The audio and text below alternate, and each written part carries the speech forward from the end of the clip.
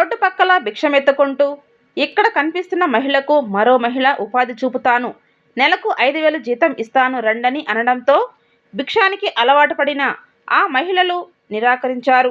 మాకు ఈ వృత్తి ఆనందంగా ఉందంటూ సమాధానం ఇవ్వడంతో ఆ మహిళ కంగుతిన్నది. कुछ भी करो लेकिन भीख मत मांगो, काम करो। तुम कोई गरीब हो तो नहीं हो, बूढ़ी बुजुर्ग जवान औरतें हो तुम लोग, और तुम लोग इस तरह काम करती हो। बताओ, छोटा छोटा बच्चा को धूप में लेके इस तरह अच्छा लग रहा है? मतलब मानसिकता एकदम खत्म कर देना है। चलो तुमको देते हैं 5,000 रुपया महीना, तो नौकरी करोगी?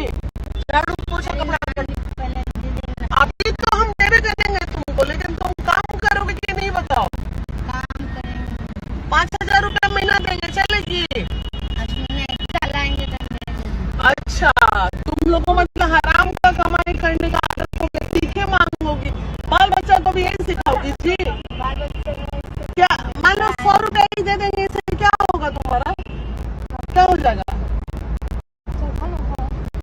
दिमाग खराब। छोटा बच्चा लोग को धूप, दो आदमी ले लो, छोटा बच्चा लोग को धूप में लेके नहीं चाहिए। अब जाओ, झाड़ू पोछा करो, कुछ भी करो,